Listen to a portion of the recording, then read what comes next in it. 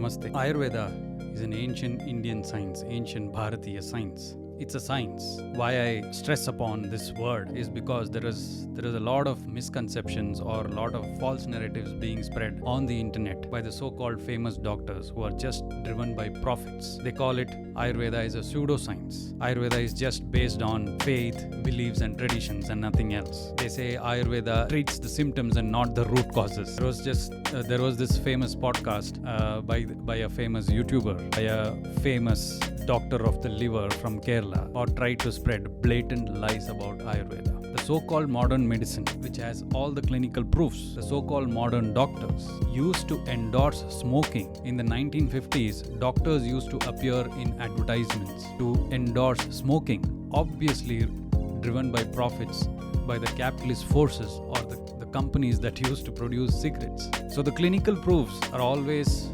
done in labs that are again sponsored by these capitalist forces, basically the pharma companies, which are purely driven by profits. I am talking to Dr. Sadhanashree, who runs an Ayurvedic center, Ayurveda Medicines. She has 15 to 20 years of experience in this field, and she clears all the misconceptions that are spread on the internet about Ayurveda. She runs workshops, she runs medical camps, and has healed n number of people through the principles of Ayurveda and through Ayurvedic treatments. I also asked a question to Dr. Sadhanashree. People say that Ayurveda is slow. She just rebutted by saying, if you have a health issue, will you try to heal or conceal? If you want to heal, you will really work on it. Time doesn't matter. But if you want to conceal, you just go to a chemist, not even a doctor. You just go to a chemist and ask for a pill and pop it. The absence of evidence is not the evidence of absence. Just to dismiss a 5,000 or a 10,000 year old antiquity of Ayurveda by saying these should just remain in the pages of history, a mix of ignorance as well as arrogance, as well as driven by profits. So the choice is yours, my dear audience. The facts are being placed in front of you by Dr. Sadhanashree about Ayurveda. Tune into this fact-checking podcast and please do like, share and comment your opinions on the comment section below. And if you like it, please do share it widely among your friends and relatives. Thank you for supporting Prana Stories all this while. Welcome to Prana Stories. If you are new here, thank you. Namaste. Namaste, Sadhana ji. Namaste. So nice to see you here. Same here. And thank you for coming. Welcome to Prana Stories. My pleasure. I am so glad that a subject which I always wanted to talk about, which is Ayurveda. I was looking who is an expert who can talk about this, right? And then the manifestation happened that you're right here in front of me. So thank you so much for coming. I cannot call myself an expert, but I would like to share whatever little I know in the journey. Yeah, that's fine. I mean, you have been there in Ayurveda for how many years now? 15 years. 15 years. Yeah. That itself is a good level of expertise. Yeah. So we'll straight away dive into the topic, and then maybe we'll talk about yourself and little about what else do you do, the schools that you run and all that we will cover. Sure. But the background of this is also a little I recently saw a podcast which is from a very popular podcaster, a YouTuber, where there are a lot of things said about Ayurveda. And I also follow Twitter or X. A lot of things get told about Ayurveda, and there are people who sort of do a fact check and defend it and all that. So this conversation also can be some questions or some thoughts which are sort of propagated in these kind of forums, and there is heavy polarization that happens, right? True. It becomes very political. Yeah. But then we don't want to get political. We want to set the facts right. Right. That this is what it is, right? So let's talk about Ayurveda, and let's start a little bit a history of Ayurveda and what is Ayurveda. We can straight away start with that. Yeah, definitely. So right. As you rightly pointed out, there are various opinions that we see on social media. It could be, YouTube or Instagram or Facebook or Twitter, whatnot. but there are very less people who have the authentic information or authentic knowledge of what Ayurveda is. And that is probably why what Ayurveda is becomes my most favorite question. And thanks for asking my most favorite question, because this is probably what I want to share with as many people as possible and through as many platforms as possible, because it is very, very unfortunate that not many of us know what real Ayurveda is, nor have we put in any efforts in trying to understand the essence of it. So as Ayurveda practitioners or as Ayurveda Vaidyas, it becomes our utmost responsibility to educate people and to create awareness about true Ayurveda, real Ayurveda. And that's why I think I would like to take this question up first. Well, so what is Ayurveda? So we all have used sophisticated gadgets in our lives, right? So we invariably get a user manual or a user guide when we buy a sophisticated gadget. Why? Because I have to know to use it, basically. Absolutely. So it enables the owner or the user to use the device seamlessly without any troubles, and also to be able to reach the purpose or achieve the purpose for which the device was bought. So let's forget about the sophisticated device outside. Do you think or do you believe that the human body is the most sophisticated gadget ever created in the universe? Of course. Right? So when this gadget is so sophisticated and so special, do you think it comes with a user manual or a user guide? Do you think there is any wisdom or there is any information that is available that teaches us or talks on what this body is made up of, how to take care of it, how to make sure that it doesn't fall sick, what is good for it, what is not good for it, and what is health and how to take care of health, things like that. So do you think there is any holistic health manual or any holistic health guide that is available or that comes with this body? I'm sorry for putting the back question to you on your own show, but I just want to get the feel of it. Yeah, so in the modern context, somebody like me or anybody would say there is science. There is science talks about human anatomy. This is what the answer you will get. Yeah. That we learn biology, we learn all these things in our school curriculum where they teach about body and stuff like that. That's the only thing that we learn. And if you pursue something like a medical career or something, there they will learn much more. So I would put it that is the kind of information that we have today. Yeah. That's what it is. Absolutely. Maybe all those things can help us in maintaining our health or knowing our health in a limited way. But I'm asking about the holistic health, Our health is not just about our physical body, but the health of our cells or the well-being of our own self also depends on the health of your physical body, your mental status, the senses, and also the spirit or what we call the consciousness.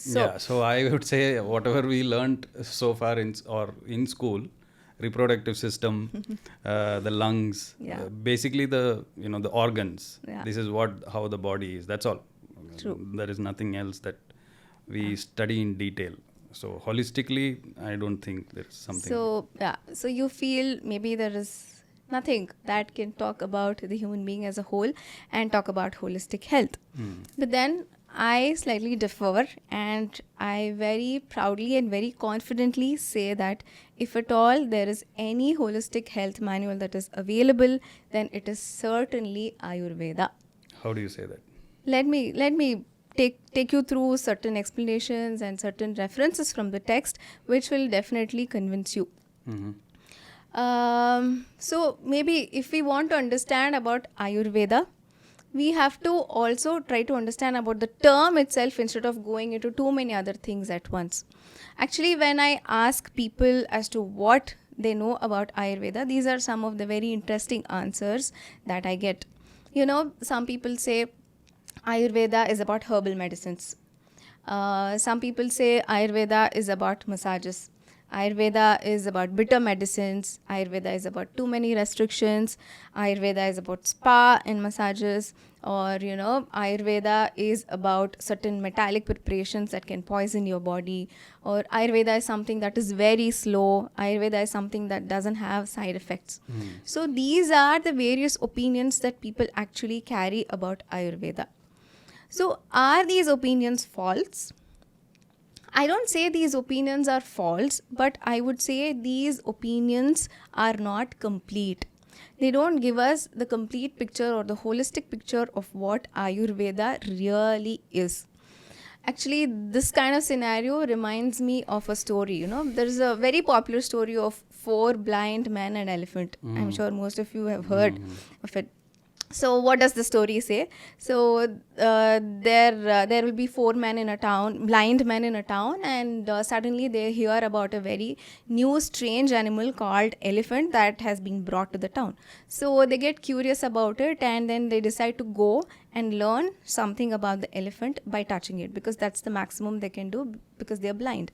So they go to the elephant, and then each person starts touching one part of the elephant. So the first blind man whose hand accidentally touches upon take the trunk of the elephant, he says, oh, elephant is like a big thick snake. And then the second person who touches probably the legs of the elephant says, oh, elephant is like a huge pillar. And then the third person who touches upon maybe the tail of the elephant, he says elephant is like a thin rope. And then the fourth person who touches the side of the elephant says, oh, elephant is just like a plain wall. This is exactly the scenario about the understanding of Ayurveda that people have. It is very, very myopic, and it is very, very limited. So it becomes very important to understand what real Ayurveda is by getting into the word Ayurveda itself, and I'm sure that will convince how it becomes a holistic manual. So the word Ayurveda, technically, when we go by the rules of Samskrita Vyakarana, we can split it into 2 parts. Like one is Ayu and one is Veda. Right? So Veda is a very popular word, and all of us know what it means. So generally, Veda means Jnana, or wisdom, or knowledge. So the next part is Ayu. That is what we're left with in the word. So when I ask people about what Ayu is, the simplest answer, or probably this is the answer that you have in your mind also, is Ayu means lifespan, or Ayu means breath, right? Okay, so now let's put it together. So Ayurveda is the wisdom or knowledge of breath, wisdom or knowledge of lifespan. Does it make any sense, or does it give us the complete picture or holistic picture of what Ayurveda is? No, right? It is again giving a very small glimpse of it, that's all. So maybe we have to go a little more deeper into the word Ayu that comes in Ayurveda. So our classical texts or the Shastras, they clearly define Ayu as Sharirendriya Sattvatma Samyogaha. So Samyoga is nothing but the combination or a union or coming together. So Ayu is the Samyoga of what? Ayu is the Samyoga of 4 components. Ayu is the combination of 4 components, namely Sharira, the physical body, Indriya, the senses, Manas, or the mind, and the Atma, that is the soul or the spirit or consciousness, whatever you want to call it as. So Ayu refers to all these 4 components. So Ayu is a team consisting of these 4 components, and Veda is wisdom. So Ayurveda holistically becomes that source of knowledge or that perennial wisdom which talks about each component individually, that is our body, our senses, our mind, and our spirit, and also talks about their union, the coming together of them, and then how to take care of these components so that every component, they are together for a very long time, and the resultant is nothing but longevity or a very long lifespan. So this is what real Ayurveda is, and it is not just about the few things that we learned so far or that we hear people talking about. So union of these 4 vital aspects and Yes. the knowledge of it. Knowledge of the 4 vital aspects. Aspects. Because our being is made up of these 4 aspects.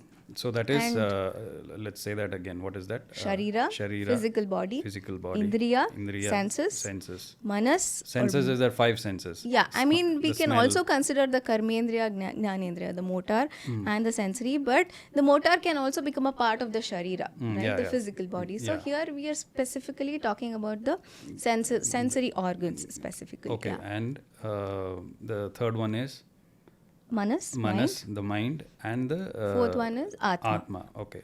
Yeah. Mind is basically the intellect or the Yes. buddhi, right? Yeah, all the All the components. parts of it. Yeah. Okay. Yeah. So the term Ayurveda's meaning is what we sort of learned. I mean, I learned. Now let's get into it. Like, who wrote this, or is there one specific person who wrote this? Because the argument all the time that comes up is for any matter, there is no clinical proof which is I know. written, Yeah. right? If you write it on a written paper and have a seal of something, it's like a proof, right? So for Ayurveda, somebody must have written it. Who wrote this? From where this is this script coming? So can we Yeah, talk sure. about that? Yeah. A little bit of history of that. History. Yeah. Okay. So actually, any classical practitioner of Ayurveda, authentic practitioner of Ayurveda, they follow 3 important texts, textbook, which is actually written in black and white, and you can find all the references and all shlokas and all sutras in those 3 texts. So they are Charaka Samhita, Sushruta Samhita, and Ashtanga Hridaya. So these 3 texts become the foundation or the basic study that every authentic Ayurveda practitioner does. Charaka Samhita. Charaka is a seer, is a sage. Yes. Shruta is a seer again. And the other Ashtanga Hridaya, Ashtanga written Hridaya. by Acharya Vagbhata. Okay. He is also A sage. an Apta or a sage. Okay. So Ayurveda is nothing but the knowledge that the seers have given us or the sages have given us. It is not written by any human being or normal human being like you and me, you know. So it is written by sages who have attained a certain level of consciousness or who have attained a certain level of evolution in their spiritual journey. So answering your question, so these are the 3 textbooks that we usually follow. Charaka Samhita is the compilation that's made by sage Charaka. But if we kind of trace back, we get a lot of information about the lineage and then, you know, how it actually came into the earthly plane.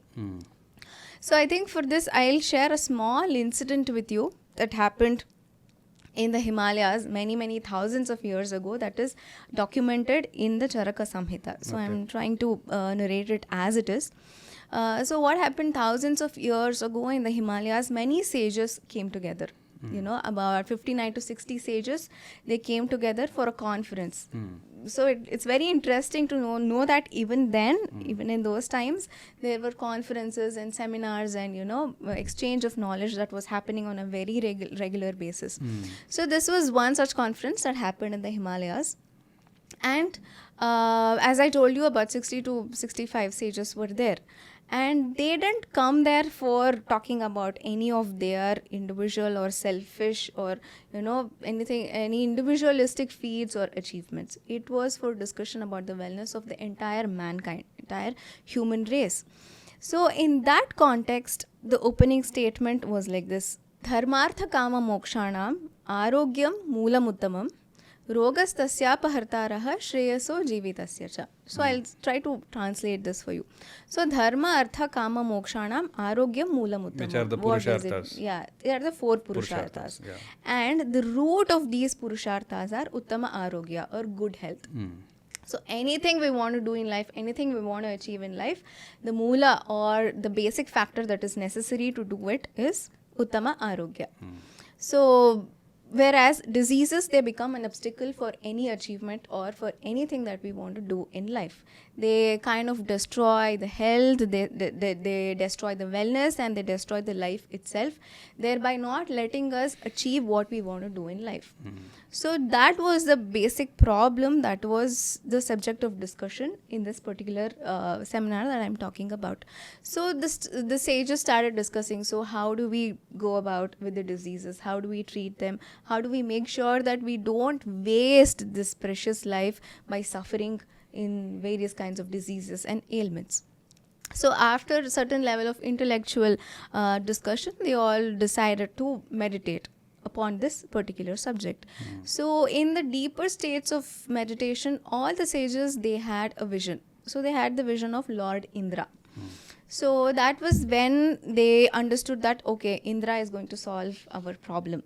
And then they elected one sage called Bharadwaja, sage Bharadwaja, to go to Indra and discuss about this problem. And they sent Bharadwaja, and then that is when Indra actually transmitted the entire knowledge of Ayurveda to sage Bharadwaja. Okay. So he came back to the earthly plane, and then he, out of a great compassion for the humankind, he transmitted this knowledge to many of the other disciples and many of the other sages who were present. And that is when various lineages and that is when various schools started coming up. Okay. For example, he taught it to one of the sage called Atreya Punarvasu. And Atreya Punarvasu taught it to his disciple called Agnivesha. And Agnivesha wrote this Agnivesha Tantra, which is the elaborate version.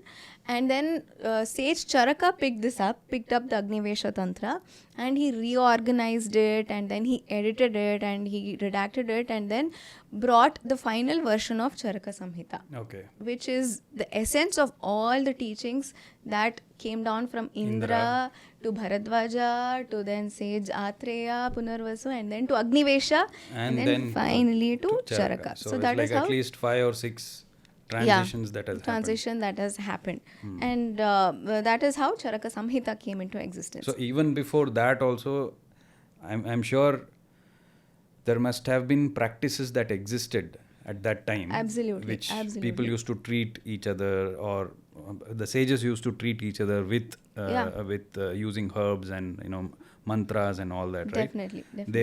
They must have been all these practices which was prevalent. Yeah. And then they sort of tried to document it, and took so many years to come up with that kind of one document. It's not just there is a little more background to this also, which is very interesting and which I would like to share.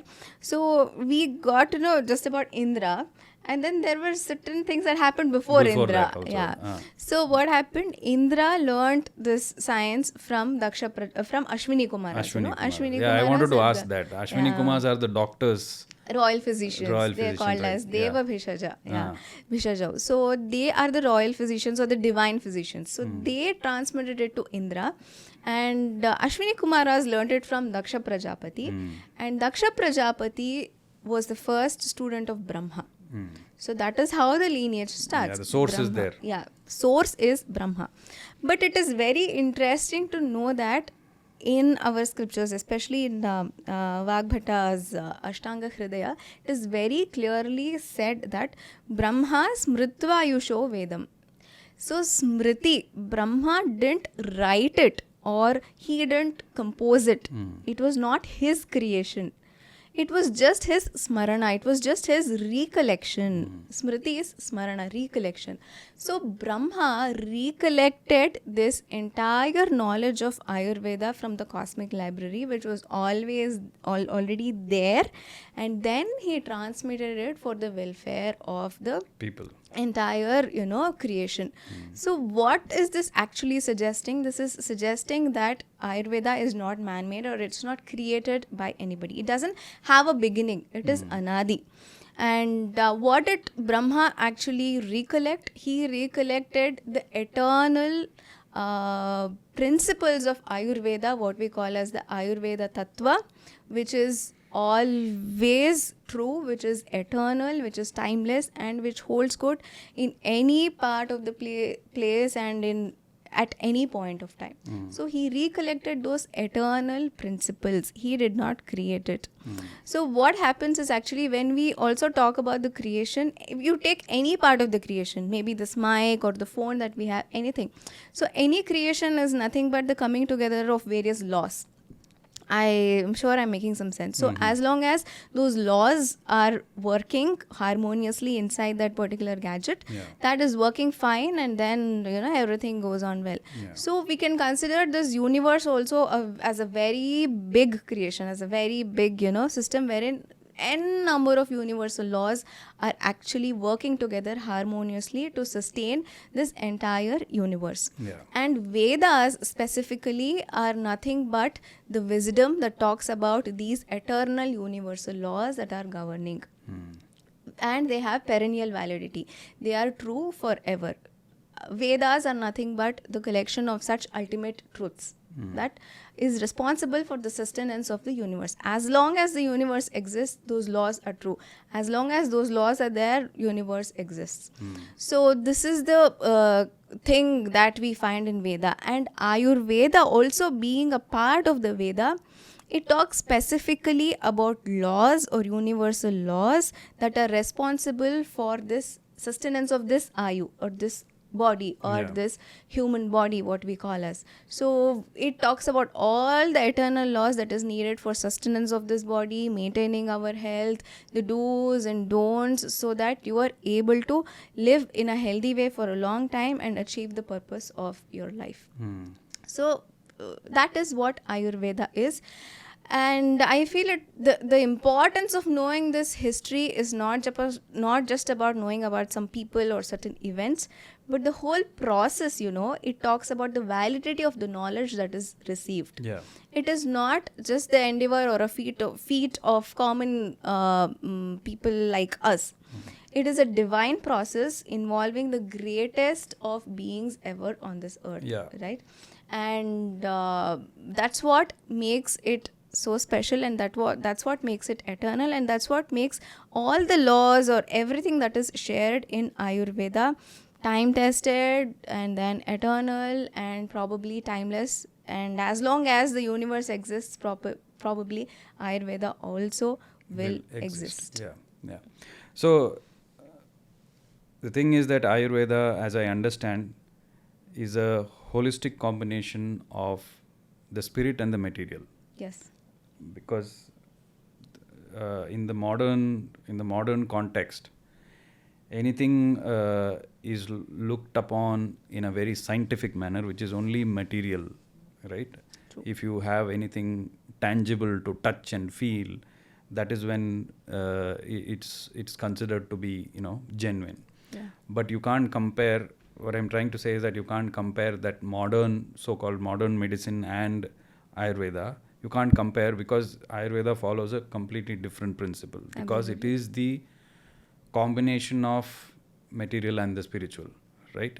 So you cannot really say, okay, when you said, okay, Brahma downloaded it from the, I'm using the lingo that is prevalent today. Yeah, it is a download. Yeah, it is a download from the cosmic library. True. And then he transmitted that entire download through a USB transfer and gave it to Daksha Prajapati. And again, that was transferred to Indra. Ashwini Kumaras. Yes. And Ashwini Kumaras gave it to Indra. And it came from there. But the source is the cosmic download. Yes. So that is where the people will get to, that this is, how can you, sort of prove that? Because there is nothing physical there. There is nobody who's a scientist who's working there and studying all this and reading all this. But that's a very modern way of looking things. But this is a very different way of looking. You can't compare the both, right? That's what it is. I would say this for that argument.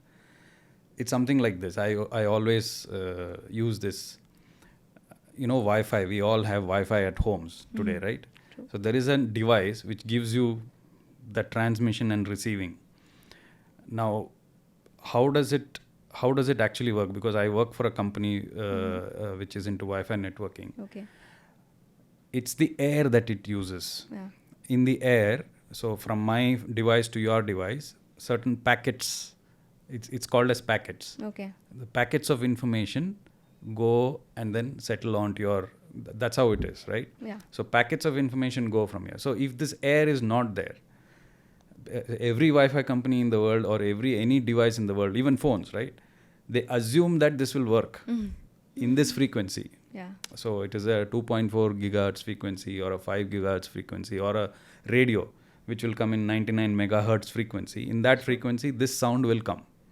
So they are confident that this will happen. How does that happen? From who is maintaining this air, right? Nobody is questioning that. They're going with that law that this air will actually transmit, right? Yeah. So I would say you're not questioning that air, right? It's something which is already here. You have not created it.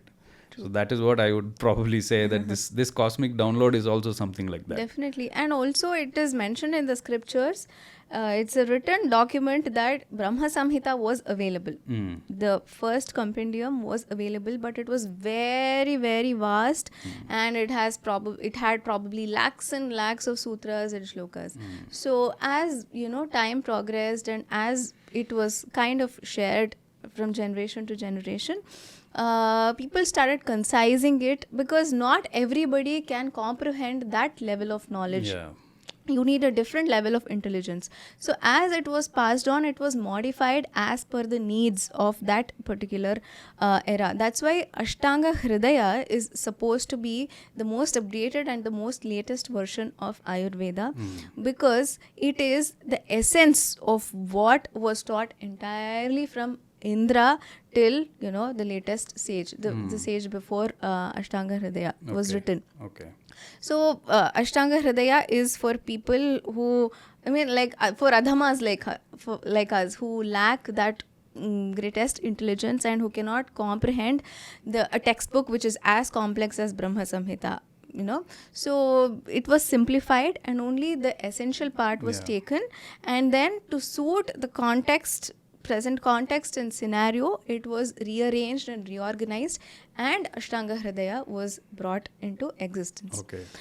Also, I would like to talk something about the kind of sutras that we see in the texts. So there are three kinds of information, I wouldn't call information or wisdom, that we see in all the Ayurveda texts. So one is the Tattva, as I was talking. Tattva is nothing but the eternal principle that does not change. It is a universal principle. Wherever you go, it has to be true. Wherever you apply it, it has to be 100% correct. So that is the Tattva. And then Shastra. Shastra is nothing but the theoretical construct around that particular Tattva. So there is a law or there is a principle, and you give a lot of explanations on understanding, about that law. And then the third part is Vyavahara or application, wherein you take the law and then to suit the present context, you make certain changes, modifications, and then you bring it into application.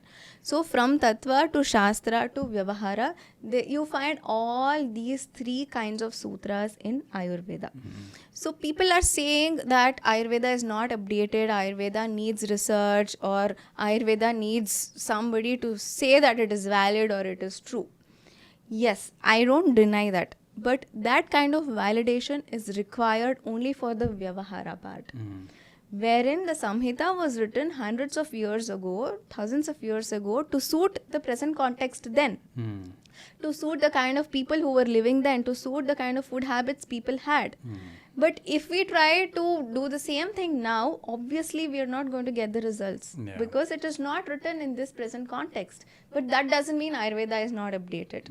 But when you go back to the Shastra and go back to the Tattva behind those Vyavahara, then those need no research, those Tattvas need no validation, those Tattvas need no updation, because it is complete, it is true, and it is absolute. So for people who are saying Ayurveda needs research, yes, but where and when? It is only when it comes to the Vyavahara part or the application part. Updation, regular updation is required to suit the present trend and to suit the present context. But the Tattvas of Ayurveda are eternally true. Okay. So then Tattvas, if I have can I translate as principles? Principles, So absolutely. what are the principles of Ayurveda? Or, Like, I mean, okay. I'm sure there are many. There are many. I mean, see, so we do the bachelors for 5.5 years, and then we do our post graduation for 3 years. 5.5 plus 3, about 8.5 years we spend in understanding the tattvas, but still it feels incomplete. That is the vastness. I'm sure whatever these scripts that we spoke about, Agnivesha's script or Charaka Samhita, I'm sure it's just a little bit of it in all these 8.5 years, right? Absolutely. It's not the complete one. It's not the complete. As I told you, it is just the droplet in the entire ocean of Ayurveda. Because in that podcast, that person who was talking, he said, I have read all the B.A.M.S textbooks. It's this. It just reflects his ignorance. That's all, and his arrogance. Nothing more than that. Yeah, because I was thinking it's not just the textbook. There are many things. And also there are people who are studying these 3 texts for like couple of years, like 10 years, 20 years, 30 years, 40 years. Even then, every time they study this text, a new revelation comes up, a new understanding comes up. Any Indian textbook for that matter, classical textbook or our Shastras for that matter, this is the beauty. It is ever fresh. Depending on your evolution, every time you read it, you get a new understanding and you are able to go one step deeper. I can quote my own example. When I joined Ayurveda, my perception or the way I used to see a particular sutra versus now, it is the same word, it is the same sutra, but then now when I read it, after practicing it, after applying it on various patients and then trying to contemplate on it, then now I get a different meaning, a deeper meaning. So there is nothing like you've studied all texts and you know everything about it. That's just the reflection of your arrogance and nothing else. So coming back to the principles. 8.5 years, we're just able to touch upon maybe the surface of it. But then there are certain principles like that I would like to mention for the interest of the public. The first one is about the Tridosha theory. That becomes the basic principle of any Ayurvedic text or any Ayurveda practitioner. Tridosha is the... Yeah, I'll come to it. So, Tridoshas are Vata, Pitta and Kapha. So, the entire concept, I wouldn't say concept, so the theory of Ayurveda is based on these Tridoshas. So, how do we understand it? If I have to put it very simply, so the entire universe is made of Pancha Mahabhutas. It is something which we cannot deny, right? 5 elements, what we call as Prithvi, Ap, Tejo, Vayu and Akasha, right? So this is what it is there in the external universe. You take anything for that matter, this cup, if I pick it up, it is made up of all Pancha Mahabhutas. Maybe Prithvi Mahabhuta is dominant, but all other Mahabhutas are also there supporting it. Similarly, every object is made up of Pancha Mahabhutas. So there is a very vital concept in Ayurveda which says Yatha Brahmande Tatha Pindande. So as the universe, so the body, or so this human form. So this human form is nothing but the microcosm of the universe. It is the miniature of the universe. Whatever is present in the universe is present in the human body. And as I said, universe is made up of Pancha Mahabhutas. So similarly, the body or this human creation is also made up of Pancha Mahabhutas only. That becomes the basic substratum or the basic material out of which this human body is born. But it undergoes certain refining and certain recombination. And the manifestation of these Pancha Mahabhutas in the body is called as Tridoshas. The material is the same, but its manifestation, its form is different. So when I talk about Vata, the first dosha, it is made up of Akasha and Vayu Mahabhuta. So when the Akasha and Vayu Mahabhuta from the universe, they come sky together. And the air. Yeah, sky and the air. When they come together, in the human body, they manifest as Vata dosha. And then when we talk about Pitta, it is about Jala and Agni Mahabhuta. Water and fire. Fire coming together, it forms Pitta dosha in the body.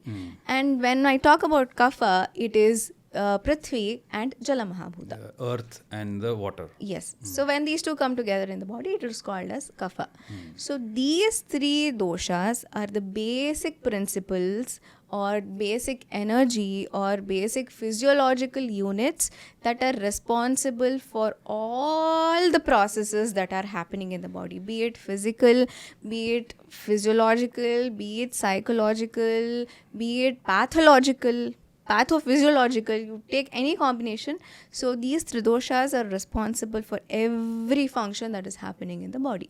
So when we talk about Vata, Vata dosha is the kinetic energy or the principle of movement in the body. So any process or any action that requires movement in the body, that is governed by Vata. For example, I'm blinking now, it's because of Vata. I'm talking, it's because of Vata. I'm breathing, it is because of Vata. So you take food and it moves in your gut, right? That is because of Vata. So any of these, any movement related is because of Vata in the body. And this is about physical. When it comes to, physiological or maybe psychological, that sense of enthusiasm, that sense of energy, that sense of, creativity to do something new. Thoughts, taking basically. the initiation, thoughts. So all those mental aspects are because of Vata. And then when we talk about Pitta, Pitta is the fire element in the body. So it is the principle that is responsible for all kinds of transformation in the body. So you have a raw material, you have a chapati dough that is prepared. And if you want to make it into a chapati, what do you need? You need fire. Fire, right? So that is a transformation that is happening from the raw dough to a final finished product, that is chapati. So with the body also, for any kind of transformation, for the kind of transformation that you, transformation of food that you take. So it has to undergo digestion, then assimilation, then absorption, and then, evacuation. So all these transformation and metabolic activities that are happening in the body is because of Pitta. And of course, when it comes to the mental, plane, that intelligence, clarity in thoughts, sharpness, and of course, anger, your temper, everything is dependent on the quality of Pitta. And when it comes to Kapha, the structural stability in the body, or the structure, to give a definite structure, proper structure to the body, it could be in the form of bones, muscles, and then, all the physical aspects. It is because of Pitta. And the unctuousness and lubrication is, it's because of Kapha. And the unctuousness and lubrication is because of Kapha. So the property of physical stability, and then the lubrication part, and also various fluids that are there in the body, it is all because of Kapha. the action of Kapha. So you name any process in the body, there is a dosha behind it that is responsible, that is governing it, that is ruling it. So if that particular physiology has to take place in the right way, then the doshas have to be in their balanced state. So Ayurveda makes it very clear, rogastu dosha vaishamyam. Roga or disease is nothing but the imbalance in these doshas. So as long as the doshas are in their balanced state, then all the activities are happening well. But because of various factors, once these doshas go out of balance, that is when diseases start manifesting. So the entire treatment focuses on bringing back the balance in these doshas by various methods and means. So this is something about Tridosha theory. I mean, very, very basic. And then, so when these Tridoshas, they undergo various combinations, and when they become responsible for the manifestation of various characteristics or various traits of a person, then that is called a Prakriti. Okay. Prakriti or a constitution. Or a character of a person? Yes, character of a person or basic constitution of the person. So what happens is, at the time of conception, the way these doshas combine with each other. So 3 into 3, maybe 9 kind of combination? No, we have 7. 7? Yeah. Okay. So Vata Prakriti, Pitta Prakriti, Kapha Prakriti, Vata Pitta, Pitta Kapha, Kapha Vata. Okay. And the 7th one is Sama Prakriti or Tridosha Prakriti. Okay. Yeah, so these are the combinations. So at the time of conception, when these doshas come together, there will be a certain kind of combination of coming together of these doshas. So that at that particular moment, the blueprint of that person is decided. Set. It is set. Which among the 7 are you types? Are there? Mine? No. I mean, that's the question that will get answered, right? Yes, it will get answered. So that is the blueprint. Like, that is going to decide how you look, your complexion, your hair, your eyes, your digestion, even your lifespan, your metabolism, how you think, how you talk, how you walk. So all the features of your personality are decided at the time of conception, depending on the coming together of these doshas and how they combine with each other and what kind of prakriti they create. Okay. So are you saying that among the 7 combinations, if I am born with one of the combination, my entire life it won't change? It won't change. It will be the same. There's no way you can change your prakriti. But Ayurveda gives you tips and tools in a way that you can maintain your prakriti in such a way that it doesn't trouble you. Okay. It doesn't lead to any imbalances in the body. Okay. You can maintain your prakriti without being harmed by it or troubled by it, but you can never change it. Okay. So this is the concept of constitution or prakriti that is very, very widely used in Ayurveda practice for customizing healthcare. This is the beauty of Ayurveda. This is the speciality of Ayurveda, which is not found in any other healthcare. So if 3 people with Vata Prakriti come to me with the same problem, say fever, my prescription for all the 3 won't be the same. I mean, with 3 different prakritis. Yeah. I mean, one with a Vata Prakriti, one with a Pitta Prakriti, and one with a Kapha Prakriti come to me, but with the same complaint, saying I have fever. My prescription for all 3 of them will be different. Because I have to concentrate on their Prakriti. I cannot give something that aggravates Vata in a person who's already a Vata Prakriti. Right? So my dietary guidance, my lifestyle guidance, my medicines that I'm going to give you should take care of not just the disease but also of the prakriti of the person, and everything must be in sync with his prakriti. So this is the best tool that Ayurveda has given for customized healthcare approach. Okay. So this is about something very, very simple. Okay, let's do like prakriti. A comparison of modern medicine. This is the basic principle that you have said. So in modern medicine, how is it? What is the principle there? You mean when it comes to customization? The English medicine or the modern medicine which people are go to. Genes, that's the what. Genes. Yeah, I mean, somewhere researches are being made. Let's say you mentioned what is there in Brahmanda is there in your Pinda. Absolutely. This is a philosophy. In that kinds. So we are made of Panchabhutas.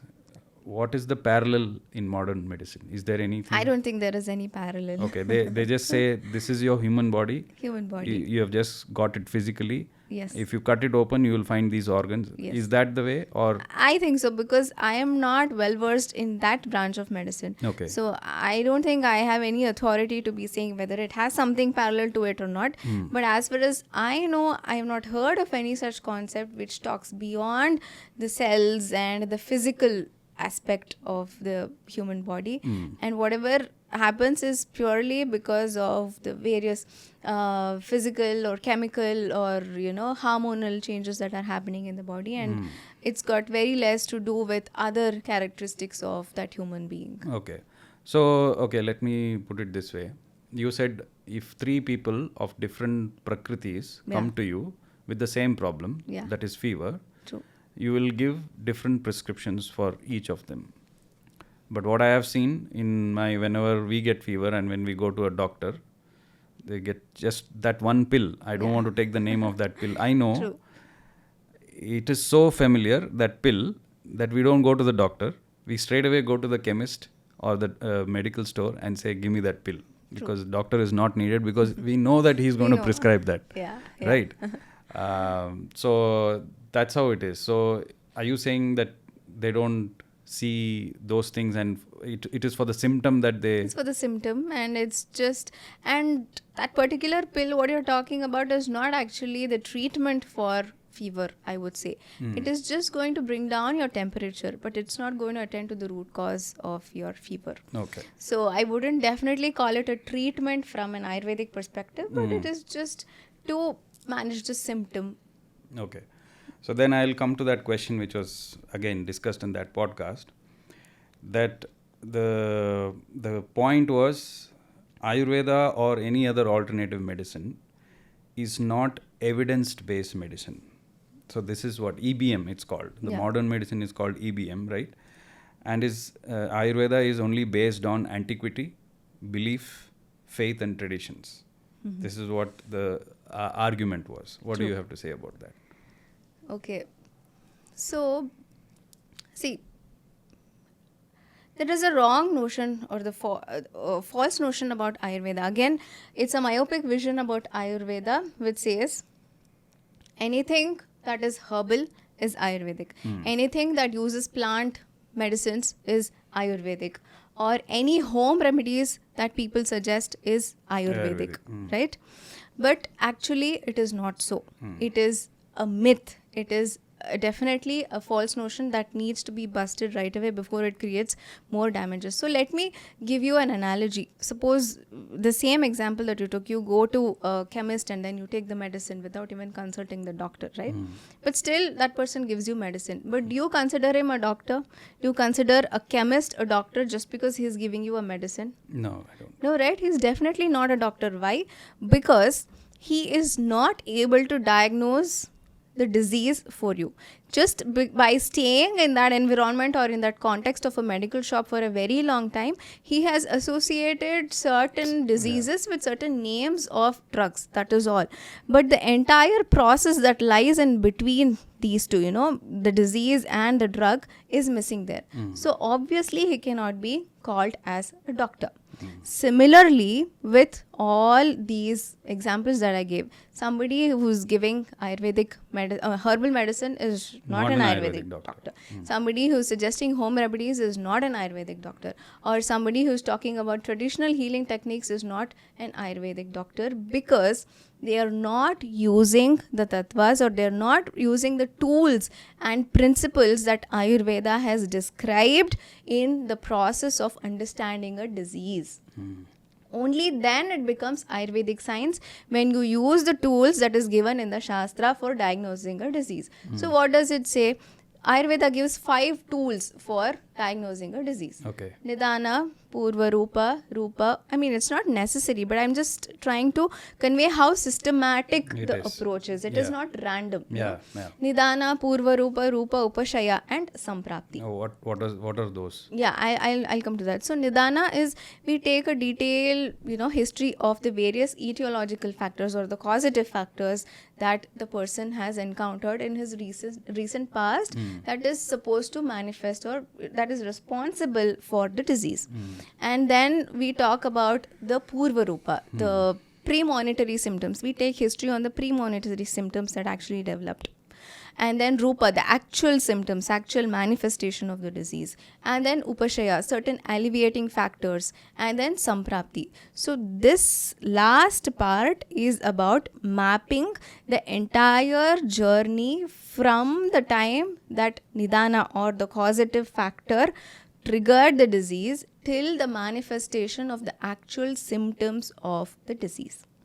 So this is the journey every Ayurveda Vaidya uses, or rather these are the tools that every Ayurveda Vaidya uses to diagnose a disease, to understand the doshic profile, what are the doshic imbalances that have happened through the symptoms, and then to understand the constitution of the person, the prakriti that we just spoke of, and then to understand other factors like, his age, his profession, where he lives, and what kind of food habits, his physical strength, his mental attitude. So we consider all of these factors to kind of make a disease profile. Only after that comes the treatment part. Okay.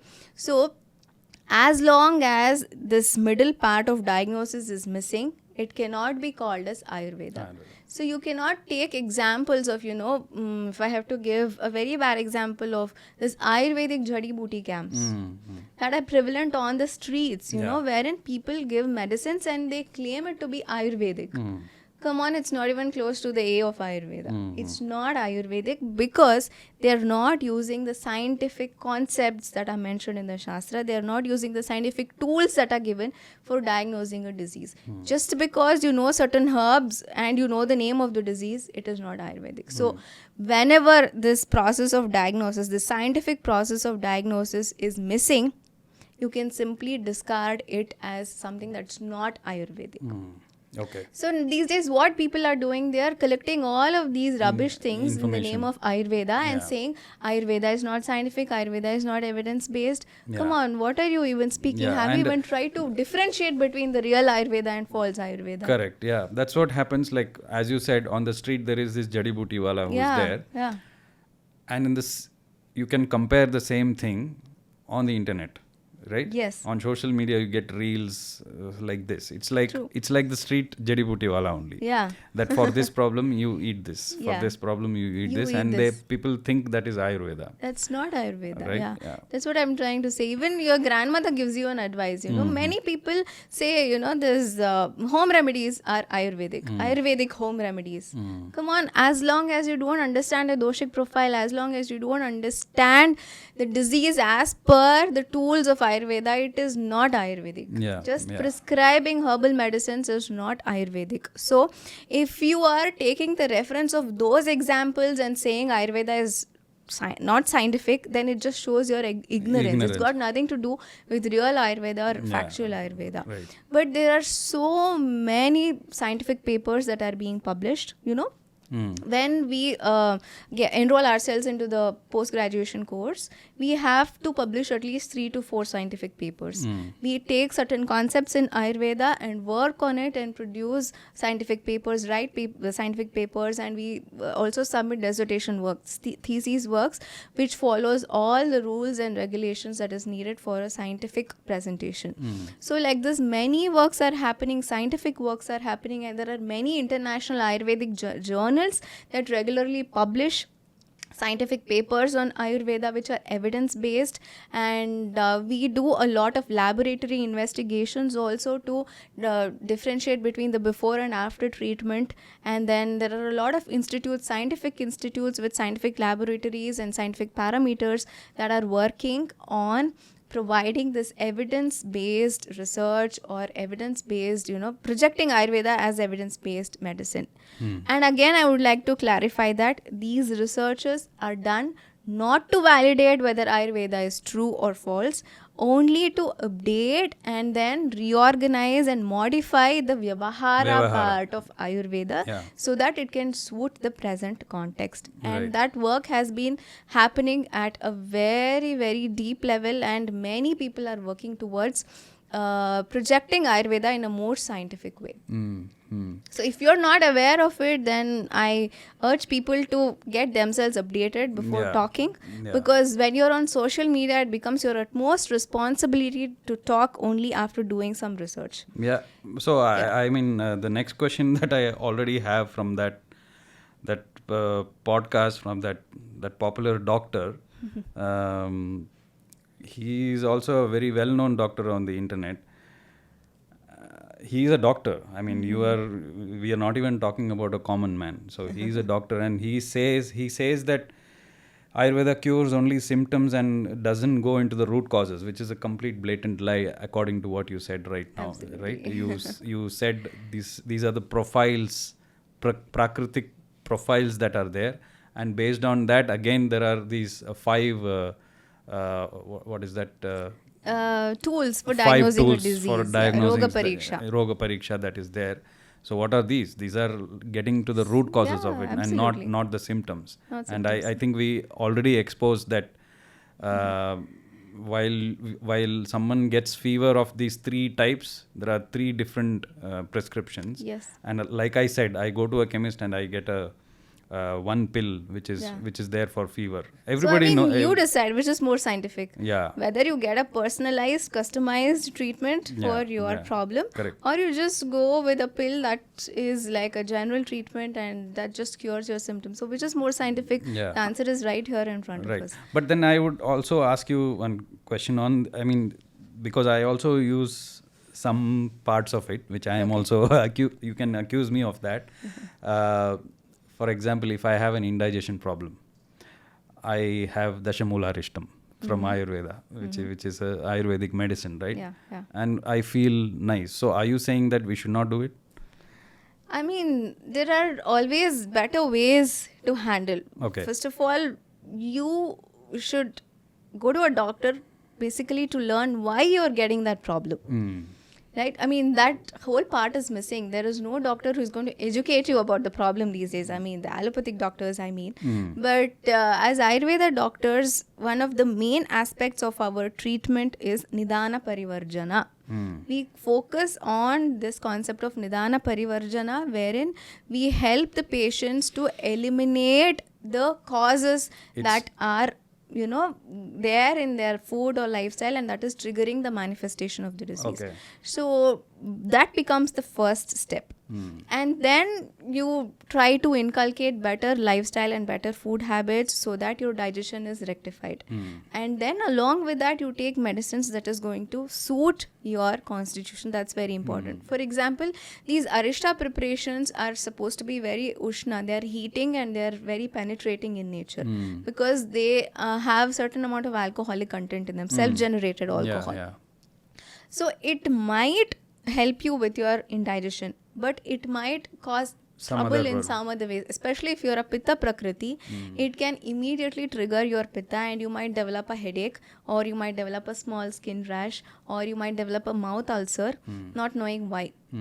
But it is because of long usage of this particular medicine which may not be suiting your constitution. So it is okay to use, but then also it is better to use it after a consultation with Vaidyas, because they will take care of all the other factors which you are not aware of and help you in achieving that sense of well-balance without any other symptoms or any other side effects.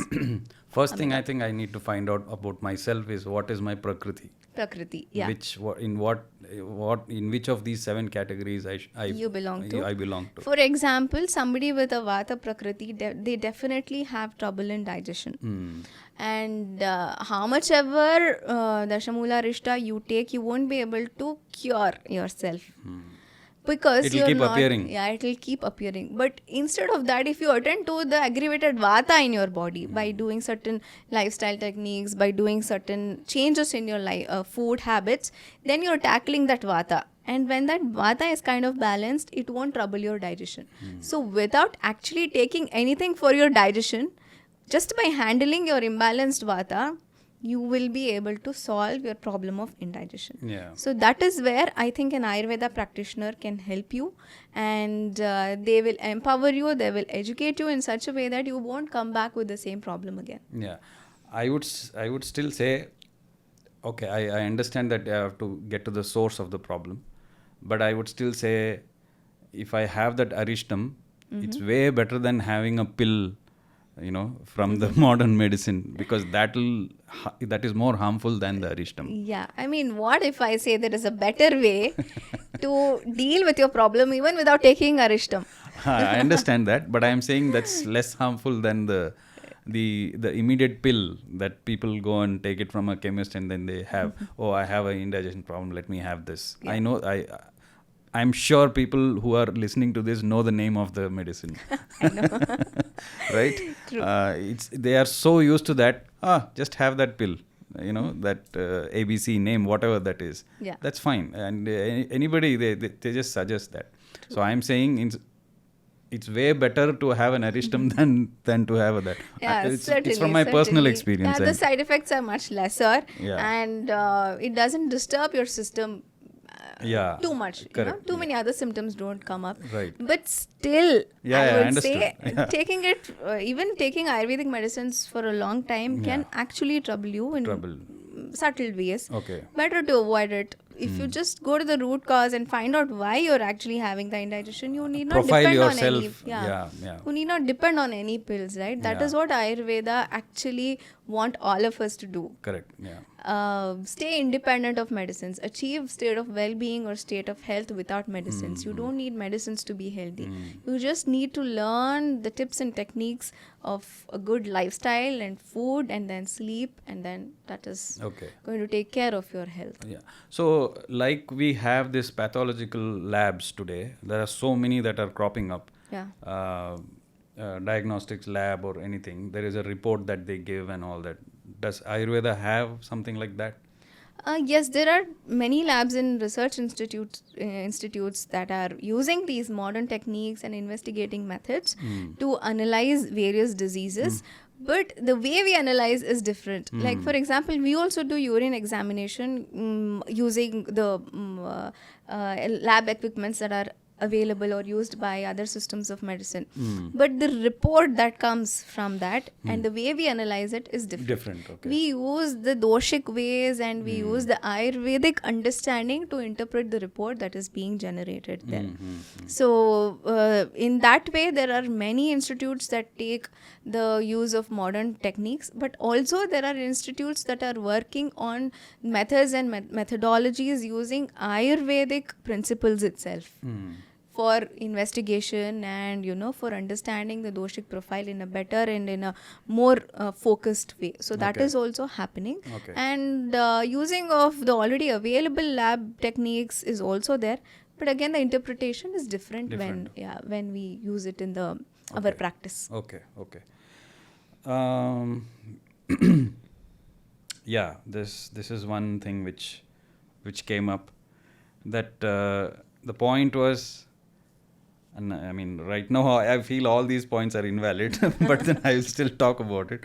Ayurveda is irrelevant because it can't deal with new viruses.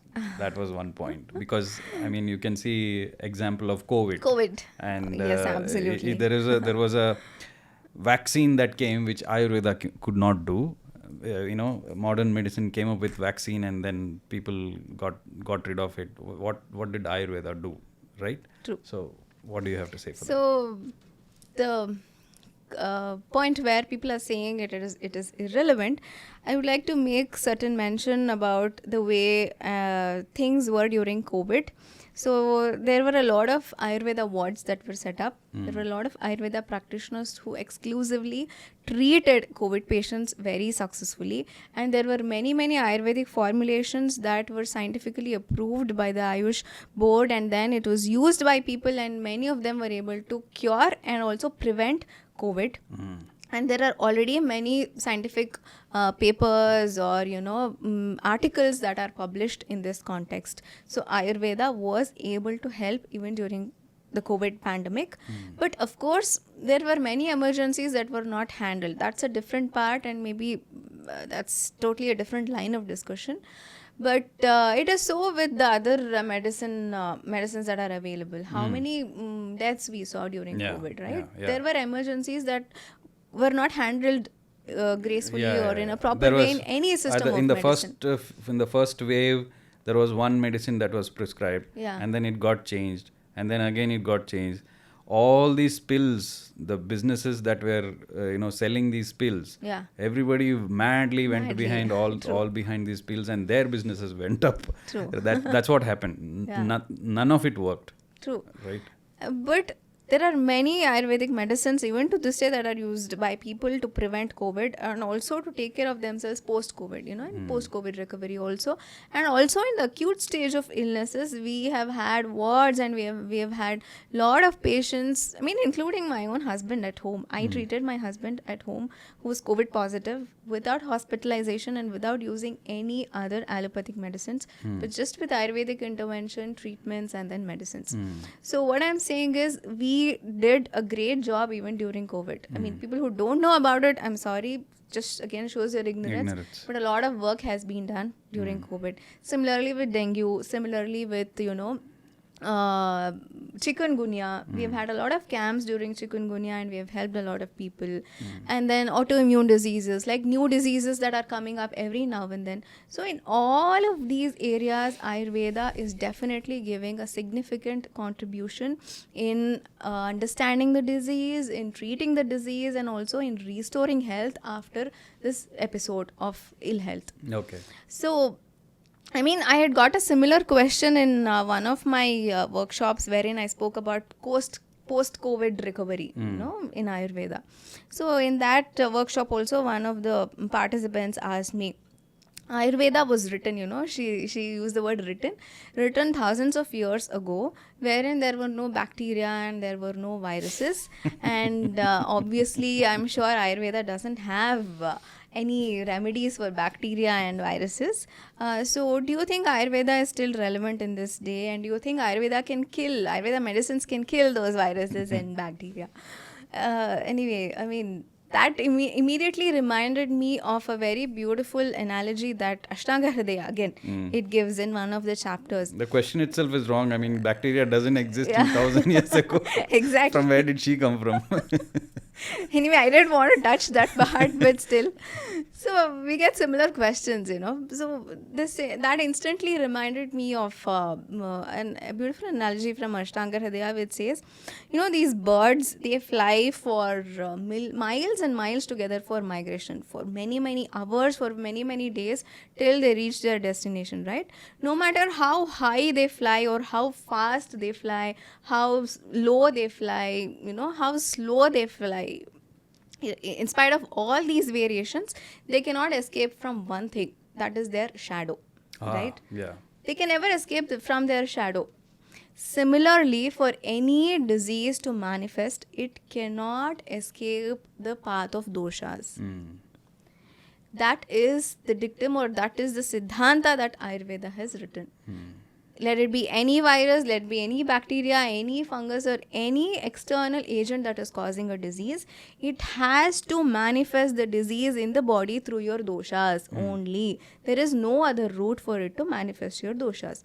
So when a new disease comes up, the patient, he develops certain signs and symptoms, right? So as Ayurvedic physicians, we analyze those signs and symptoms.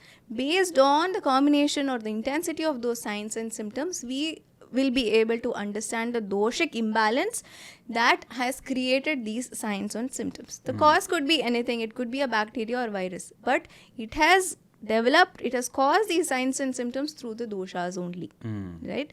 So by formulating medicines and treatments that can address to that particular style of doshic imbalance in the body, we will be able to subside all the symptoms. We don't worry much about which virus, which bacteria, which fungus. We are more focused on the dosha, the doshic profile, and the disease profile. And in the course of time, as I told you, using all the tools of Ayurveda, we will be able to develop the entire disease profile, even though it has come up just few days back. So by using the tattvas again, by using the principles that are eternal, even if hundreds of new viruses come, Ayurveda will be able to understand it, Ayurveda will be able to treat it, and Ayurveda will be able to help patients recover from it and lead better life. So that is for sure. And Ayurveda can never go outdated. So even during COVID, right, the point that I want to make is, it finally boiled down to your immune system. Absolutely. Right. And I mean, there were, again, even with respect to Ayurveda also, there were so many recommendations that were coming. Drink this, drink that. That was also a big mess, I tell you, in the name of Ayurveda. So many things that confused people, and then they didn't know what to follow and what not to follow, and that kind of scared them. Many people used to call me, "Ma'am, I'm not taking Chyawanprash. Is it okay? Am I going to get through this phase of COVID?" You know, that kind of fear people had developed. You have ginger. What is that? Have lemon. There was something else also. So many were there. Like it was like inundated, because people are always on the phone. Exactly. People used to just push. Okay, have actually, this very point, it supports the Ayurvedic view. You know, if many people were there in the same area, how come only a few of them were affected by COVID and a few of them, even though they were in the same area, were not affected? Yeah, They because of survived. the immune system. Yeah, but in Ayurveda, we look at it as the doshik imbalance. Doshik, You know, there was not that conducive doshik imbalance in those people that actually helped in for the bacteria or for the virus to flourish. So, any virus, it can kind of flourish or it can grow in only in a particular suitable environment. If the environment is not fit for it, it obviously won't be able to flourish in that environment, right? So similarly, because of the doshik imbalances, a particular kind of internal environment inside our body will be created that becomes very, very favorable for these microorganisms to flourish. But if you are able to balance your doshas on a day-to-day basis, and if you make sure that these doshas don't kind of come together or they don't pile up in your body, they don't accumulate in your body, then you won't have that conducive environment for any microorganism to flourish. So you are always protected. Even if you go to an area that is highly infectious or that is full of people that have infections, you won't develop an infection yourself. That is how we all Ayurvedic doctors protected ourselves in the entire process of treating patients. As I just mentioned, my husband was COVID positive. We were living in the same house. But he caught up with the disease. But even though I was treating him, we were living in the same house. premises. I was safe because I knew how to balance my doshas, because I knew how to maintain my internal environment in such a way that it doesn't become the breeding ground for the microorganisms. So immunity is the resultant of this doshic balance. So if you go to the root of immunity again, it boils down to maintaining your doshas in a balanced way. So then there is also this, like you mentioned, you yourself mentioned that people when it comes to Ayurveda, they say, okay, it is Ayurveda means a lot of restrictions. I can't eat meat, I can't drink, so it's all bitter medicine, right? These kind of things are also there. When it comes to Ayurveda, this is what it is, bitter medicine, so I'll better go and have a pill. That's more easier. True. Or if you Ayurvedic doctors generally give a lifestyle change, that you're not supposed to eat this, have less of salt and things like that. So I say my English doctor doesn't say all of this. He says just have this pill, you'll be fine. So which would people choose, right? Yeah. Obviously the other one, because that doesn't affect their thing. So what do you have to say about that? So again, all of these points are not true. It again depends on the kind of Ayurvedic practitioner they go to. Actually, if they come to me, people usually say that I prescribe very tasty medicines. Okay. Not all medicines have to be bitter, or not all Ayurvedic medicines are bitter. Okay. So there are tastier medicines that people really relish. Like, there are a lot of times wherein I ask them to mix the medicines with milk, or mix the medicines with kheer, mix the medicines with various other delicacies that are very, very, very tasty, and they enjoy consuming medicines. So again, it is very, very subjective. But in certain cases, I'm booking a consultation with you. Anytime. I'm sorry. I take this opportunity. No, it's okay. But it all depends on the yukti of the physician also. Yeah. Because if children come to us, we all obviously cannot give them bitter medicines. Yeah. So we have to formulate it in an intelligent way so that even the child is able to follow and even the child is able to take the medicines. Because Ayurveda is universal. It is for everybody. It's not just for people who are able to take bitter medicines. If somebody comes to me and says, Doctor, I cannot take bitter medicines, then being a responsible Vaidya, I have to think of other ways and methods and means wherein I'm able to formulate medicines that can suit that person's taste buds, right? But also there is another aspect to it. I would rather call it a spiritual dimension or, a philosophical dimension to it. As per Ayurveda, any disease is called as a papma. Okay, so it is said that because of some untoward action of yours, you are undergoing this disease. You're Is suffering. it the karma? Yeah, karma or sin or whatever you want to call it as. Papma is the resultant of that papa karma that we have done. Papma is a disease, and disease is the resultant of that papa karma that we have done. So some kind of prayashchitta has to happen, right, for that papa to resolve or for that karma to resolve. So one of the means is by having this bitter medicine, wherein the process is kind of painful, where the process is not very, very, happy and easy. There is a bit of this suffering that is involved, and it is a bit tough. So in that process, you are actually able to relieve yourself of that papa. So that bit of suffering is needed, that is actually helping you. That is one of the reasons why Ayurveda practitioners don't really change the taste of the medicines. Like, okay, let them go through a bit of suffering because it's going to help them in the long run. So that is one philosophical, aspect to it. But how many of us are really interested in understanding or valuing this concept, right? So I wouldn't say it is true always. And when it comes to meat and alcohol also, it is again one of the biggest myths, I would say, that Ayurveda banishes or totally contraindicates the usage of meat and alcohol. Not at all. Ayurveda neither embraces nor rejects the use of meat or alcoholism. In fact, Ayurveda always promotes the path of moderation over extremism. It has clearly said, Anuyayat pratipadam sarva dharmeshu madhyamam. In whatever path you want to go, in whatever step you want to take, always follow the middle path. Always make sure you're moderately using anything that you want to use. Never indulge. So having said this, actually Ayurveda has laid down the principles in two sections. One section is the preventive care, and the other section is the curative care. So in preventive care, it talks about a lot of principles that is going to help us in maintaining our health on a day-to-day basis so that we prevent the onset of any disease.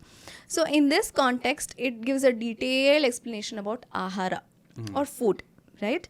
So in that chapter, there is a specific varga or a specific group that is dedicated to mamsa or dedicated to meat. So a whole group of different varieties of meat have been explained in detail in Ayurveda.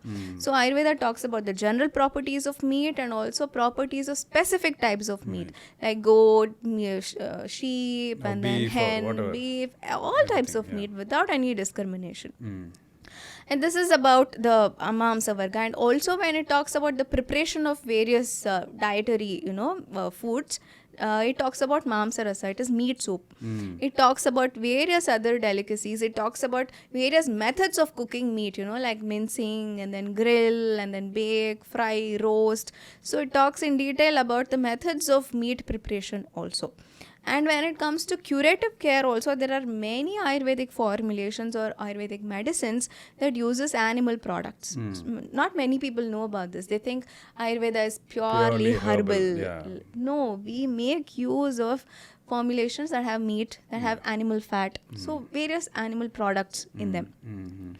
So all of these, they suggest that Ayurveda does not contraindicate, it does not banish meat. Similarly with alcohol also, there is a Madhya Varga again, a group that talks about different alcoholic preparations. And there are certain, in Ritucharya is the seasonal regimen, there are certain seasonal regimen wherein Ayurveda asks us to consume Madhya. Consume alcohol.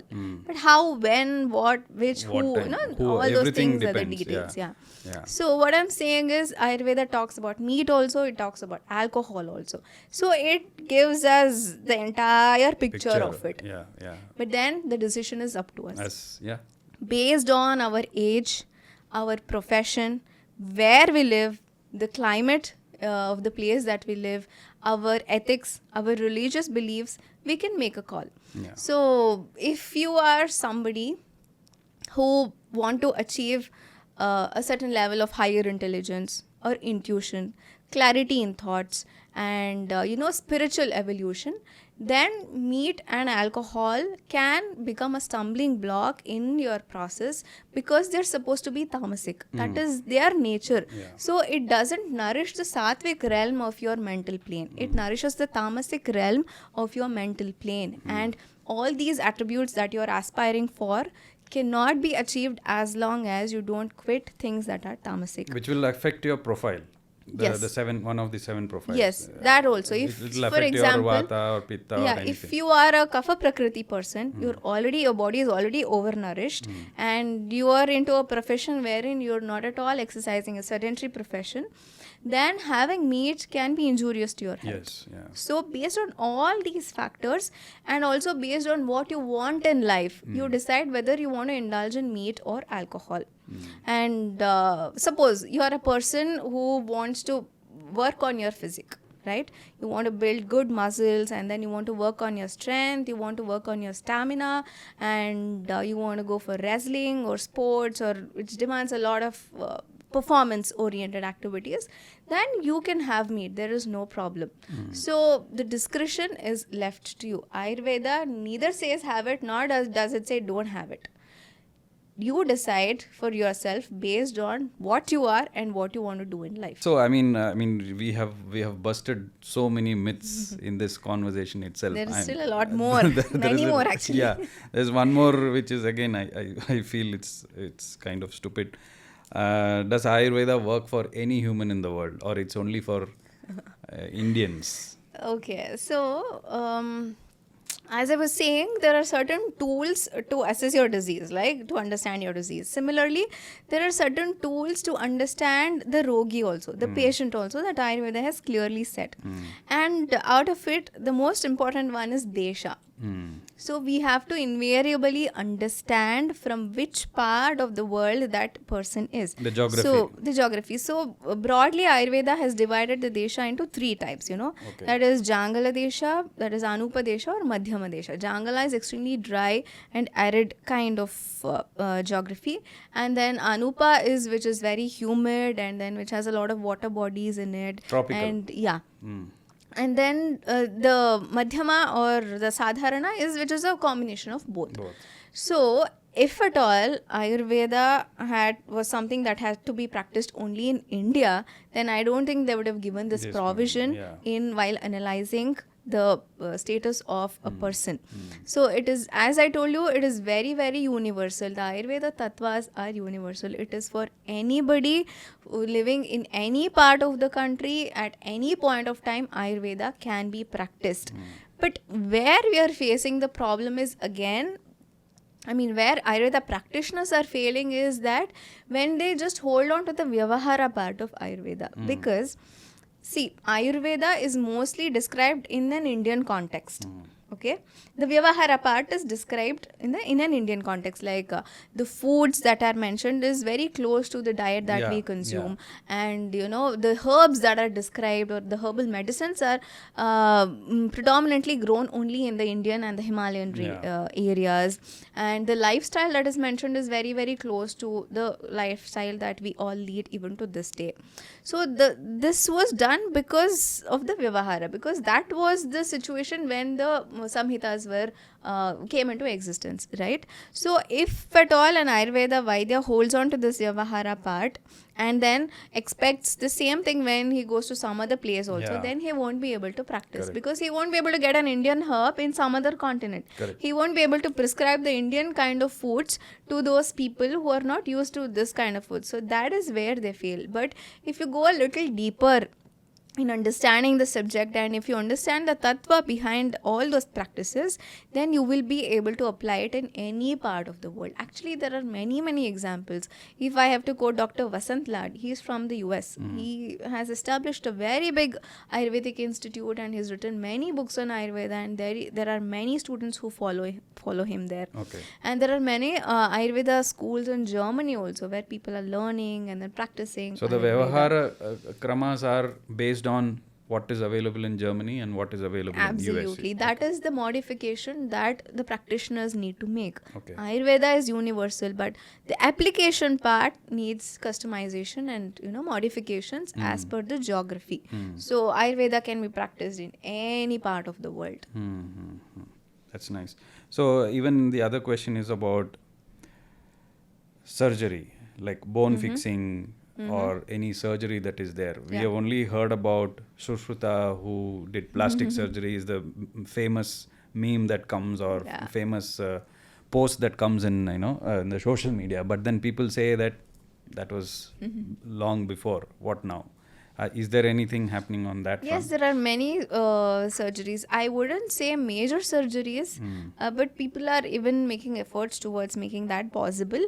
But many, many minor surgeries are happening, like hemorrhoids, piles and fistula, and then fractures are being treated, then ligament tears are being treated, then various dislocations, bone dislocations are being treated with pure Ayurvedic treatment and interventions, and then nasal septum, and then the polyp removal, and then cons, and then like that, so wounds,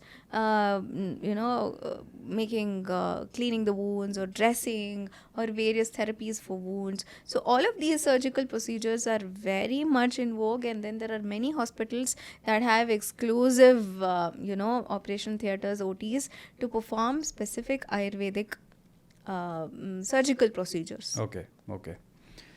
So I think the Ministry of Ayush is sort of investing in the Ayush Ministry to Especially, do a lot of innovation. Yeah, in the past 5-6 years, we see a lot of encouragement, and we see a lot of new zeal that has kind of surfaced. Because earlier there was no money in it, Yeah. and now the money is at least being pushed into the Ayush Ministry to innovate and to come up with solutions. Because many people are turning towards Ayurveda for practical solutions and for permanent solutions, permanent cure, and something that can give them or make them experience that sense of well-being in the long run, and not just as long as they're taking the medicines. Because at least I feel very natural to go there. It's very natural for me to get to the Ayurvedic doctor or to take any Ayurvedic medicine. It feels much more better than having a pill. That's what I think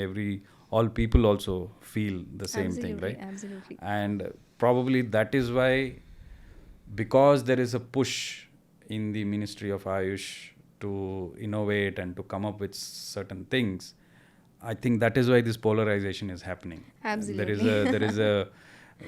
They are taking the modern medicine is kind of taking a beating on that. True. And because people are moving towards that. Ayurveda. And earlier, people thought that Ayurveda can't do much with, infections and fevers and such, acute things that come up. But these days people have that awareness that Ayurveda can also deal with such acute. So not just for chronic ailments, but even for acute infections. Could be respiratory, it could be whatever, urinary tract infections, all such kind of acute ailments.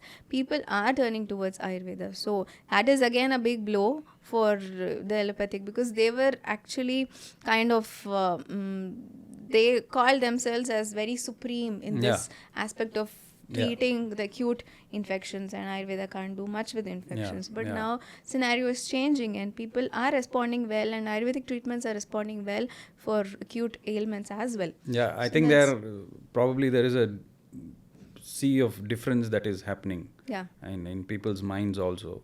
True. So there is this narrative that is being set to confuse many people and say, okay, this is only based on belief, no clinical proof as such, right? That's the major argument all the time. There is no clinical proof. That's the thing. That I've heard it like multiple times.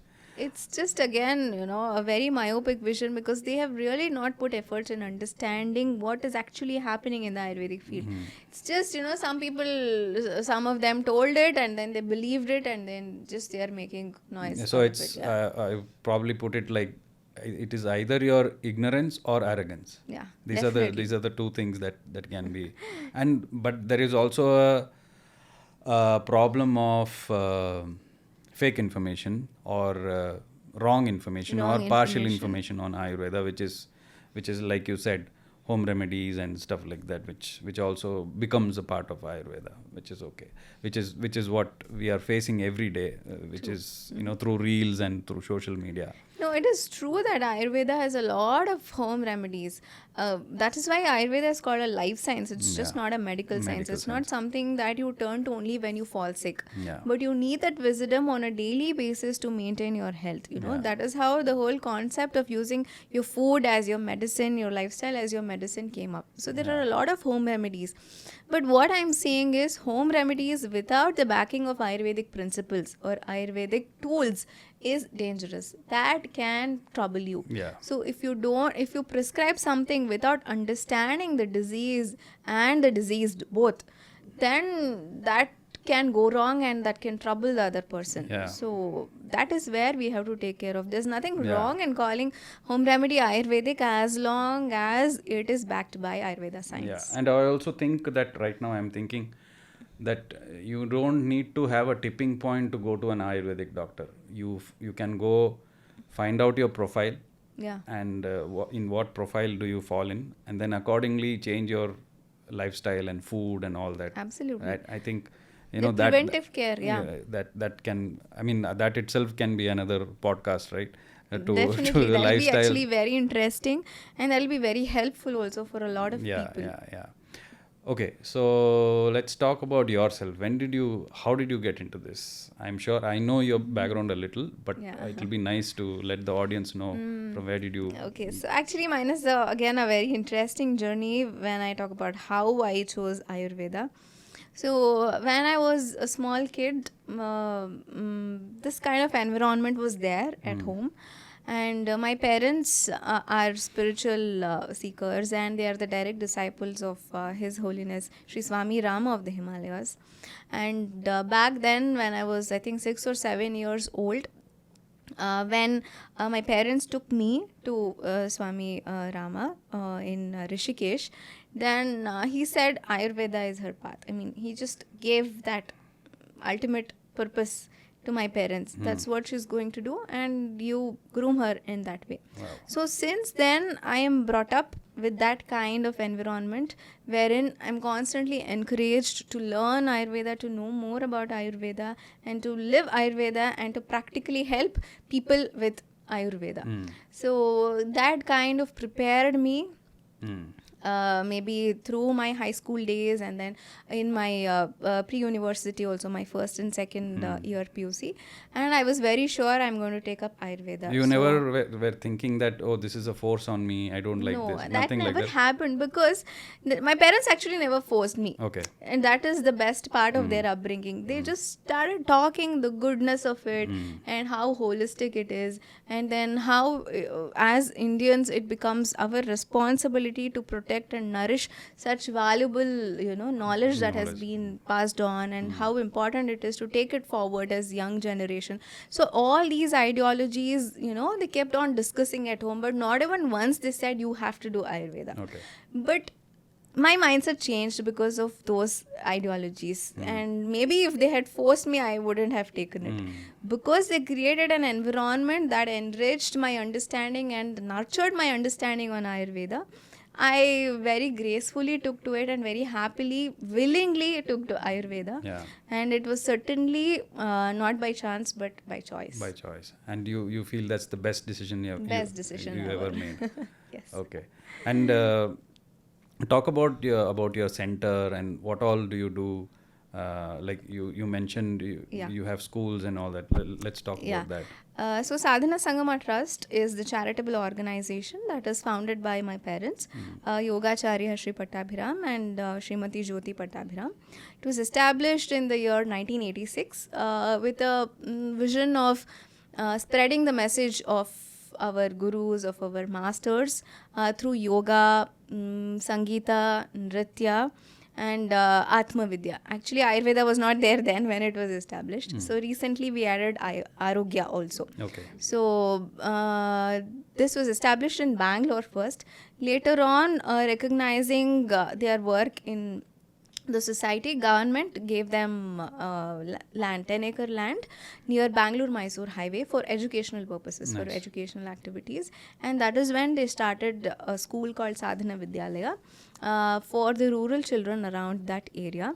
And the vision is to give a holistic Gurukula-based education to those people with proper samskara and with good education and with overall personality development. Oh, it's like a Gurukul? It's not a complete Gurukul, but we have picked up certain aspects from the Okay. Gurukula system of learning, and we are trying to incorporate it with the usual secondary education Okay. board syllabus. Okay. So we are doing that. That's one part. And in the same campus we have the ashram part also, wherein we do activities on yoga, meditation, then Ayurveda, and we also conduct various wellness camps and then retreats on a daily basis, on a monthly basis or weekly basis in the ashram. That is about that part. And coming to the Bangalore center, we have regular dance classes, Bharatanatyam classes. We have about close to 200 students that come and learn Bharatanatyam on a regular basis. We also have Sangeeta, Shastra, Carnatic vocal classes and yoga classes that happen regularly. And we also have Arogyavardhini Ayurvedalaya. So that is my wellness Ayurveda center. And we have regular consultations, and we also have specialized Panchakarma therapies for people, for patients who need it. And we have therapy section and consultation section both in the same center. Okay. So it is like the coming together of dance and Yeah, yoga. it's like holistic thing, holistic Atma place. Vidya and Arogya, all the Wow, aspects. Yeah, wow. It's like a complete place. Yeah. One stop for every kind of a thing. There True, is music, there is dance, there is spirituality aspect also, Yes. and then there is Ayurveda also. That's fantastic. So that was the vision of my parents also when they started, Mm. to be able to do activities that can nourish and enrich every aspect of your personality. Yeah. Not just your body, but Yeah. body, mind, senses, soul, Yeah. all of these aspects Yeah. should get that holistic nourishment. Only then can a person or a human being evolve in the right Yeah. direction. I mean, it's not just one human being. A community will thrive, absolutely. right? Because of if the health is good, a community will thrive, and obviously the country will thrive because Definitely. of that. Wow, that's such a great contribution. Thank you. All credits to my parents again. Yeah, I mean, you are continuing that, right? That's more. That also is very important. I mean, somebody continuing a tradition which is Yes. healthier and much more holistic is also is the best part.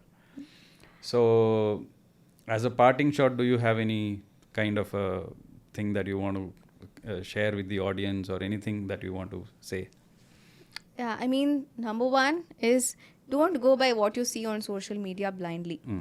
Whether it is a home remedy for your disease, or whether it is a solution, or whether it is something to do with maintenance of your health, or whether it's about drinking water, or whether it is about exercising, because one man's food is other man's poison, certainly. Even if a particular thing that you have seen on social media is working well for hundreds of people, it need not mean that it can work well for you. So whatever you hear or you see on your social media, make sure you get it clarified and verified from an authentic Ayurveda practitioner. Only then you incorporate it in your lives. And then secondly, popping a pill cannot be the solution for all your diseases. Yeah. Health cannot be maintained just by popping medicines. Taking care of health is a daily effort that all of us need to do. On a daily basis, we must invest some time and effort in maintaining health. Only then we will be able to take care of health, because these days taking care of health has very fancy ideas. Going to a spa once in 6 months and then getting a massage done is taking care of your health. Going to the lab and getting all your parameters checked is taking care of health. So people really don't know what taking care of health actually means.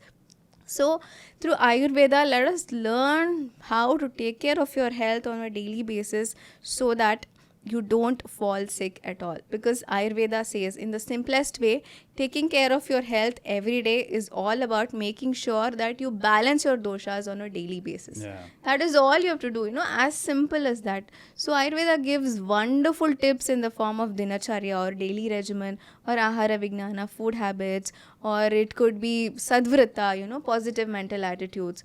So let us incorporate these and then attend to all aspects of our body, of our mind, of our soul and senses, so that we get to experience wellness as a whole and not just in bits and pieces.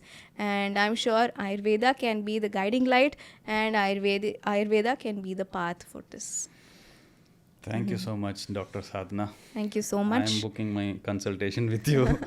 Anytime, you're most welcome.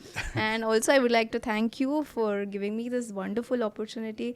I had a great time talking to you and also busting a lot of myths. Yeah. And this has given me a kind of relief that, okay, now at least a few people know what real Ayurveda is. Yeah. But then this is just the beginning. Yeah. We need to do a lot more of such Yeah. endeavors and such programs, Yeah. so that people know the value of the knowledge that we have with us. People like you have to come out and speak. Absolutely. Because there is a lot of bashing going on. Yeah. And I think we have to Yes. set the facts right. Because Very true. unnecessarily there are so many things that are happening. And I know why that is happening. It's because, again, it's very political. Yeah. Or it's the mafia, the pharmacy mafia, which does all of this in the Very background, and they say that no, we are not part of that. But I know that's the truth. So thank you so much, and we will keep busting these myths more definitely. often. I would say. Anytime you can count me in for that. I'm ready to bust the myths. Thank you so much. Yeah. Thank you. Namaste. Namaste.